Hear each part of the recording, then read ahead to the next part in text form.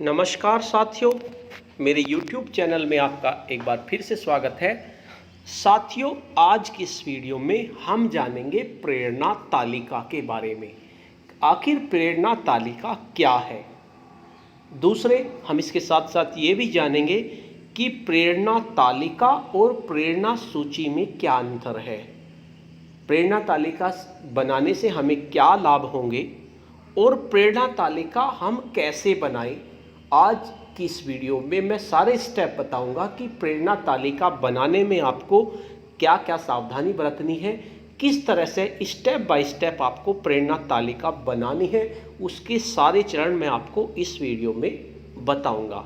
साथियों, वीडियो को बहुत ध्यान से देखते रहिए, क्योंकि जैसे ही लॉकडाउन के बाद हमारे विद्यालय खुलेंगे तो हमें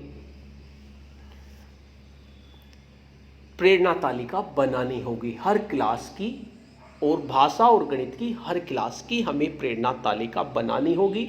उसको दीवार पर चिपकाना होगा और उसके अनुसार ही हमें शिक्षण कार्य करना होगा। हर बच्चे की शैक्षिक दक्षता देखनी होगी, उनके आधार पर हमें ही शिक्षण कार्य, अपना शिक्षण प्लान बनाना होगा।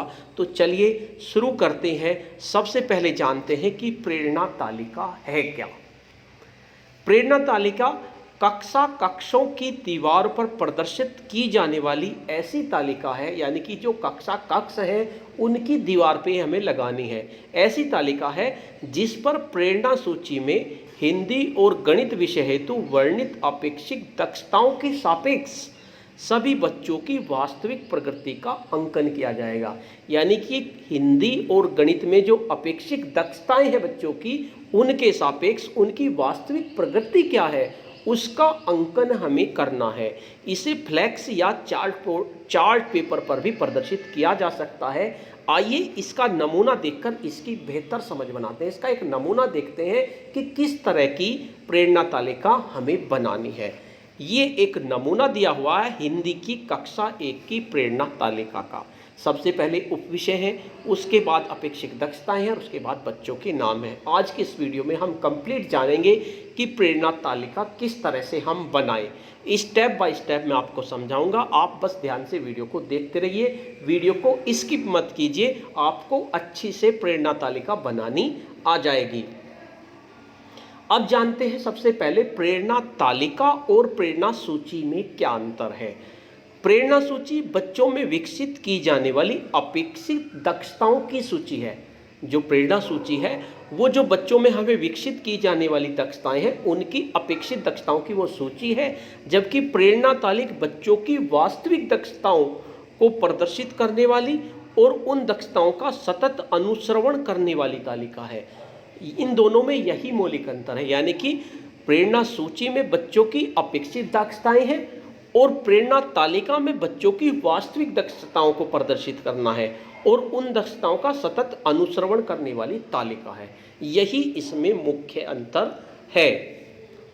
अब बात आती है, दो प्रश्न हमारे सामने आते हैं। प्रेरणा तालिका तैयार करने के प्रत्येक चरण को क्रमानुसार समझाते हुए लिखिए। हम दो प्रश्नों पर काम करेंगे। दूसरा, प्रेरणा तालिका की उपयोगिता भी स्पष्ट कीजिए, यानी आपको प्रेरणा तालिका कैसे बनानी है।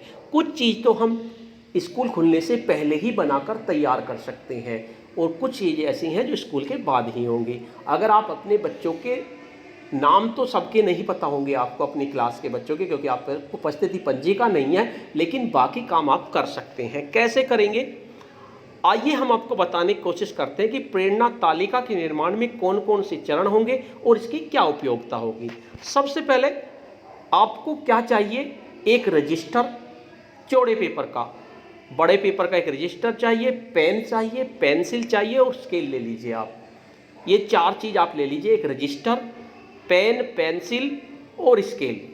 दूसरा, आपको रजिस्टर के डबल पृष्ठ का उपयोग करना है, यानी जो पिन पेज होता है आपको उसका उपयोग करना है। यानी कि एक रजिस्टर का पेज, बड़ा रजिस्टर चौड़ा सा, उसका डबल पेज लीजिए और पृष्ठ के ऊपरी भाग में कक्षा और विषय लिख लीजिए, क्योंकि आपको हर कक्षा का और विषय का अलग अलग प्रेरणा तालिका बनानी है। तो एक तरफ आप कक्षा लिख लीजिए, एक तरफ विषय लिख लीजिए। अब जो आपका पृष्ठ है पूरा बड़ा का बड़ा डबल पृष्ठ है, उसके आपको 3 कॉलम में उसे विभाजित करना है। पहला कॉलम छोटा होगा, ज़्यादा बड़ा नहीं होगा, दूसरा कॉलम थोड़ा सा उससे बड़ा होगा और तीसरा कॉलम काफ़ी बड़ा होगा। यानी कि तीसरा कॉलम एक पेज से भी ज़्यादा में आएगा। जैसे आपने डबल पेज लिया तो उससे एक पेज से भी ज़्यादा में आएगा। पहले पेज में छोटा ही कॉलम बना लेंगे, दूसरा कॉलम जो होगा वो थोड़ा सा बड़ा बना लेंगे और तीसरा उस बहुत बड़ा बनाना है। यानी कि पूरे पृष्ठ को आपको 3 कॉलम में सीधी लाइन खींचकर डिवाइड कर लेना है। अब देखते हैं गणित की प्रेरणा तालिका के चरण लेते हैं हम। तो प्रथम कॉलम जो आपने खींचा उसमें हमें गणित के उपविषय लिखने हैं। जिसकी भी बनानी है, अगर भाषा की लिखनी है तो भाषा के उपविषय लिखे हैं।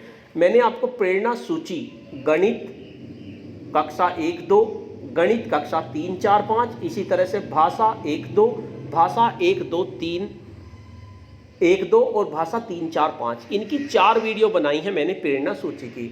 आप उन प्रेरणा सूची की वीडियो को देखकर उसमें आप देख सकते हैं कौन कौन से उपविषय हैं। तो प्रथम कॉलम में गणित के उपविषय लिखेंगे और ज़रूरत के अनुसार हर उपविषय के लिए जितनी भी दक्षताएं, हर उपविषय की दक्षताएं हैं, किसी की 9 दक्षताएं हैं, किसी की 4 दक्षताएं हैं, जितनी उपविषय की दक्षताएं हैं उतनी लाइन आप छोड़ दीजिए।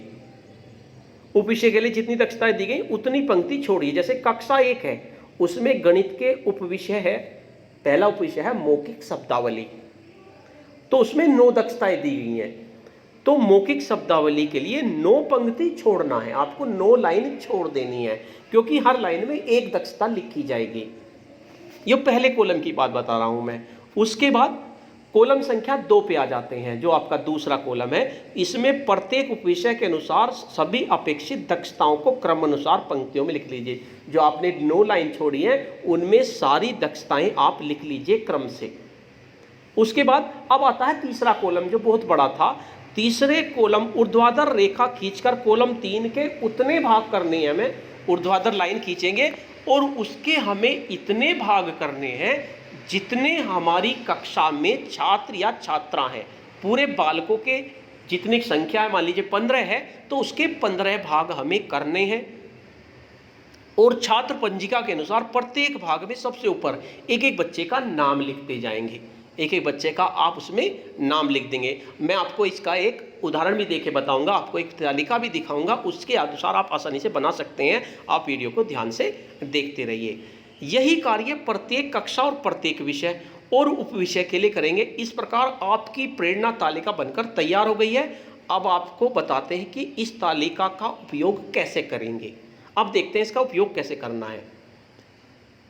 सबसे पहले किसी भी कक्षा की पहली अपेक्षित दक्षता, पहला उपविषय और उसकी पहली अपेक्षित दक्षता जो है उसे चुन लीजिए और उस पर अपनी पाठ्य योजना बना लीजिए। ऐसा भी हो सकता है कि आपने 2-3 अपेक्षित दक्षता चुन ली और उन पर एक ही पाठ्य योजना बना ली। आप एक शिक्षण योजना गतिविधि में से एक से अधिक अपेक्षित दक्षताएं ले सकते हैं। शिक्षण योजना के अनुसार शिक्षण कार्य कीजिए और बच्चों को अपेक्षित दक्षताओं की संप्राप्ति कराने की कोशिश कीजिए। इसके बाद जरूरत पड़ेगी हमें प्रेरणा तालिका की। प्रेरणा तालिका एक ऐसा उपकरण है जो आपको यह पता करने में मदद करेगी आपकी शिक्षण योजना का जो लक्ष्य था उसकी संप्राप्ति बच्चों को हुई या नहीं हुई, और हुई तो कब हुई। बच्चों का मूल्यांकन और आकलन करते हुए इस उपकरण का प्रयोग करेंगे। जिन बच्चों की निर्धारित दक्षता की संप्राप्ति हो चुकी है उनके कॉलम में उस दक्षता के सामने राइट का निशान लगाएंगे और महीने का नाम संक्षेप में लिख देंगे। मान लीजिए किसी अपेक्षित दक्षता है, मान लीजिए कोई जोड़ घटा कर सकते हैं बच्चे, तो एक बच्चे ने जुलाई में वो दक्षता प्राप्त कर ली तो उसके कॉलम में राइट का निशान लगा के जुलाई लिख देंगे। लेकिन एक बच्चे ने वही जाकर सितंबर में की तो वहाँ सितंबर पर राइट का निशान लगाकर सितंबर लिखकर और राइट का निशान लगा देंगे, इसने ये अपेक्षित दक्षता सितंबर में प्राप्त की। महीने का नाम संक्षेप में लिख देंगे। यह मूल्यांकन आप अपनी सुविधा अनुसार दैनिक, साप्ताहिक या मासिक में कर सकते हैं। मूल्यांकन आपको अपनी सुविधा अनुसार करना है। मूल्यांकन के पश्चात जिन बच्चों की अपेक्षित दक्षता की संप्राप्ति नहीं हो पाई है उसके लिए अलग से कार्य योजना करने की आवश्यकता होगी आपको। यानी हमें अपेक्षित दक्षता प्राप्त करनी है, उसके लिए हमें अपनी शिक्षण प्लान में चेंज करना पड़ेगा, उनको किस तरह से पढ़ाना जिससे कि उन बच्चों को वो चीज़ आ जाए। इस प्रकार प्रेरणा तालिका बच्चों के आकलन और मूल्यांकन रिकॉर्ड को रखने में शिक्षक की मदद करेगी। कभी भी और किसी भी समय इसे देखकर यह पता लगाया जा सकता है कि किन किन लर्निंग आउटकम पर अभी और कार्य करने की जरूरत है। यानी आपको ये दीवार पर लगानी है जिससे पता चल जाए कि इस बच्चे पर इतना करने की अब जरूरत है और किन किन बच्चों पर विशेष ध्यान देने की जरूरत है। तो इससे आपको पता चल जाएगा, आपको ये बनानी है। आपको एक नमूना दिखाता हूं मैं, प्रेरणा तालिका। ये कक्षा 1 हिंदी की है, मैंने सिर्फ छोटा सा लिया है। इसमें पहला कॉलम है विषय का। विषय में आप उपविषय लिखेंगे कि हिंदी में पहला उपविषय है सुनकर समझना और प्रतिक्रिया देना। तो इसकी 2 दक्षताएं दी गई हैं। आप प्रेरणा सूची में, जो मैंने प्रेरणा सूची की वीडियो बनाई उसमें दक्षता देख लेंगे। इसकी 2 दक्षताएं हैं, क्रमानुसार 1 और 2। दक्षताओं वाले कॉलम में दोनों दक्षताएं लिख देंगे। जैसे ग्रेड 1 के स्तर की कहानियों और कविताओं का आदर्श वाचन होते हुए सुनकर समझ लेते हैं। और दूसरी दक्षता है ग्रेड 1 के स्तर का पाठ सुनकर घटनाओं और पात्रों के बारे में प्रत्यक्ष तौर पर स्मृति आधार प्रश्नों का जवाब दे सकते हैं। कक्षा 1 में 14 दक्षताएं हैं, कक्षा 2 में 14, 3 में 14, इसी तरह 4 और 5 में 16 दक्षताएं हैं, यानी कि 16 कॉलम बनेंगे दक्षताओं के। और उपविषय इस कॉलम में लिखे जाएंगे, वे भी उसमें दिए हुए हैं। इससे आगे बच्चों के नाम लिखें, जैसे अभिनव, तन्मय, आयुषी, विपिन। जो ये है अभिनव, इसने ये अपनी दक्षता प्राप्त कर ली। इसमें महीने के नाम नहीं लिखे गए, इनमें महीने के नाम और लिखे जाएंगे। मैं आपको एक उदाहरण और देके बताता हूँ कि किस तरह से आप बनाएंगे। उससे पहले जान लेते हैं कि प्रेरणा तालिका से क्या लाभ है। अधिक छात्र संख्या होने पर शिक्षकों को अपनी कक्षा के प्रत्येक बच्चे के स्तर का ज्ञान होगा प्रेरणा तालिका से। इसी प्रकार वह आवश्यकता अनुसार बच्चों पर व्यक्तिगत रूप से ध्यान दे सकेंगे। जब उस तालिका में देख लेंगे इस बच्चे को ये अपेक्षित दक्षता की प्राप्ति नहीं हुई है तो उस पर विशेष ध्यान दे लेंगे। दूसरा, निरीक्षणकर्ता या विजिटर कक्षा में आने पर किसी भी बच्चे की प्रगति स्वयं देख सकेंगे। प्रेरणा तालिका देखकर वे देख लेंगे। आपको ये बनानी ही पड़ेगी, क्योंकि स्कूल खुलने के बाद ARP भी निरीक्षण करेंगे, BEO भी निरीक्षण करेंगे, तो आपको ये बनानी पड़ेगी। इस प्रकार विद्यालय के अन्य क्रियाकलापों में व्यवधान नहीं पड़ेगा। नंबर 3, शिक्षक स्वयं का मूल्यांकन कर सकते हैं। तदनुसार शिक्षकों को अगली कार्ययोजना बनाने में प्रेरणा तालिका से सहायता मिलेगी। चलिए एक उदाहरण, मैंने एक प्रेरणा तालिका इसमें बनाई हुई है। आप इस तरह से अपने पेज को डिवाइड कर लेंगे। पहला कॉलम जो होगा वो उपविषय का होगा, उसमें उपविषय में आप इस तरह से लिख देंगे, जैसे मौखिक शब्दावली। तो मौखिक शब्दावली की 9 अपेक्षित दक्षताएं हैं, तो अपेक्षित दक्षताओं में 9 कॉलम ले लेंगे। 1 2 3 4 5 6 7 8 9 इस तरह से लेके फिर रोल नंबर लिख देंगे बच्चों के। 1 2 3 4 5 6 जितने भी आपके बच्चे हैं उसके नीचे उसका नाम लिख देंगे, जैसे आशी, आकांक्षा, अनुराधा। अच्छा, इसने ये जुलाई में अपेक्षित दक्षता प्राप्त कर ली, तो राइट का निशान लगा के जुलाई लिख देंगे। कक्षा 2 में जो आकांक्षा है उसने भी जुलाई में अपेक्षित दक्षता प्राप्त कर ली, वहाँ पर राइट का निशान लगा देंगे। और जुलाई में नहीं करता कोई बच्चा तो उसे छोड़ देंगे कॉलम को, जब वो करेगा उसे तब लिख देंगे। तो इस तरह की आपको प्रेरणा तालिका बनानी है। इसको स्कूल खुलने से पहले ही बना लीजिए। अगर आपको ये वीडियो पसंद आई हो तो इस वीडियो को लाइक कीजिए, शेयर कीजिए, वीडियो पे कमेंट्स कीजिए अगर आपको पसंद आई है तो भी, और अगर आपको इसमें वीडियो में कुछ कमी नज़र आ रही है तो आप इसमें कमेंट्स कीजिए, ताकि नेक्स्ट वीडियो में उसमें सुधार कर सकूं। और अगर अभी तक आप मेरे चैनल पे नए हैं तो चैनल को सब्सक्राइब कर लीजिए, जिससे कि नेक्स्ट वीडियो का नोटिफिकेशन आपको मिल सके। धन्यवाद।